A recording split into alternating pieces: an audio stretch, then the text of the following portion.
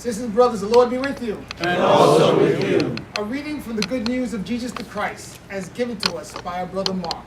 Praise to you, Lord Jesus Christ. Jesus took Peter, James, and John and led them up a high mountain, apart by themselves.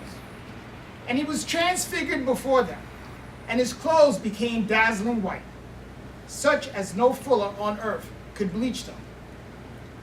Then Elijah appeared to them along with Moses, and they were conversing with Jesus. Then Peter said to Jesus in reply, "Rabbi, it is good that we are here. Let us make 3 tents, one for you, one for Moses, and one for Elijah." He hardly knew what to say. They were so terrified. Then a cloud came, casting a shadow over them. From the cloud came a voice, "This is my beloved Son, listen to him." Suddenly, looking around, they no longer saw anyone but Jesus alone with them. As they were coming down from the mountain, he charged them not to relate what they had seen to anyone, except when the Son of Humanity had risen from the dead. So they kept the matter to themselves, questioning what rising from the dead meant. Sisters and brothers, in our hearing is the good news of our salvation. Praise to you, Lord Jesus Christ.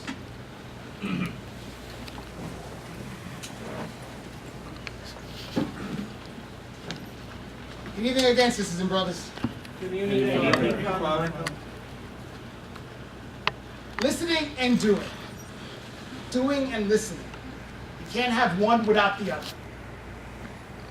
People have usually looked skeptical at me when during the Lenten season, I usually tell people Happy Lent or Lenten blessings. I particularly find this season as a joyous occasion for me, as a second recommitment to the New Year's resolutions that I no longer am following. A time, perhaps, to say, okay, let's try it again, Michael. Why not? Let's try it again. Considering recent events in Parkland, Florida, we have seen something happen. Whether we know what it is or not, something is there, stirring up within people's hearts. We continue to hear God calling us as we continue to see the young students of Marjorie Stoneman Douglas High School challenge not only themselves, but all of us. Where we have failed, they have taken up the baton and continued the cause. I can hear my spiritual director, as she's always saying to me, "Where is God in all of this, Michael?" But I ask you, where is God in all this? Where has God been in all this? Is God even here? God asked Abraham to give up his son. And what great faith Abraham has. If God asked us, you and I, to sacrifice something, someone we deeply love, what would our response be? God is asking us to have the faith of Abraham. Abraham trusted and believed that his God stood beside him. And sometimes we may feel that we don't have a God that would stand beside us. But as Paul says, if God is for us, who can be against us? Do we have the faith that Abraham had to trust God with the unknown, no matter the outcome, even if it didn't make sense to us? The people continued to lose faith in God as they wandered in the desert for 40 years with Moses. The sight of the promised land seemed further and further away. Were the people listening? Sisters and brothers, we know Jesus' place, his footing among these 2 prophets. But it's more than that. This transfiguration challenges us to see who we really are. Peter loses himself in a moment where he wants to erect monuments to honor them. And if Peter had his way, he would have asked for a selfie, and James and John would have commissioned a painting to capture the moment. Were they getting the message that God was calling them to be transformed, who they really were truly created to be? As most of you know, Honey and I not only retired, but moved from our place of birth to a new state. It has not been an easy transition, and anything that could go wrong did.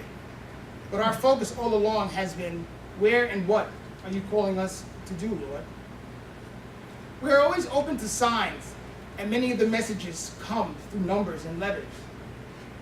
Our latest challenge was that we could not get the Florida license plate because the title that we had for the car was lost.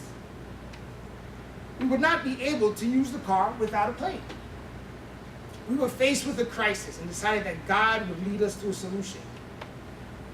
So after many weeks and times and trials, we finally got through someone when we called the New York DMV. And we're on the phone for hours. And finally, we were connected to an agent who went the extra mile and walked us through a new application with a rush order, and it arrived in 2 days. When we picked up the plate, what was written on it was kind of funny to us. The letters JHKB37. JHKB37. So between Honey and I, and also with our old license plates and so forth, we always try to find something, a meaning within the letters and the words. And we try to figure out what is it saying to us. And driving back, I couldn't figure out what it was saying because I was just so anxious and nervous that we finally got to the tag agency and got our plate for our vehicle. Then Honey called her daughter, and her daughter gave us the answer. As we tried to figure it out, it was revealed to us. Jesus, Heavenly King, Beloved, 3-7. Perfect numbers in 3 and 7. Wow. Were we listening throughout this process, no matter how insignificant?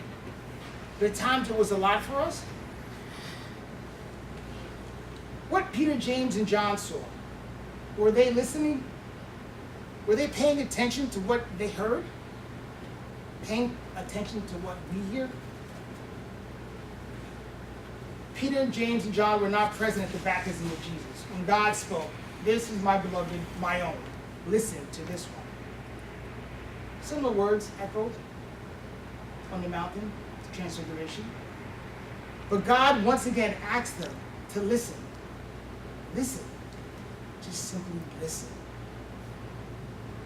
However, what they heard was God showing them that Jesus was not a physical revolutionary leader, but revealing a spiritual revolution of healing and love for all.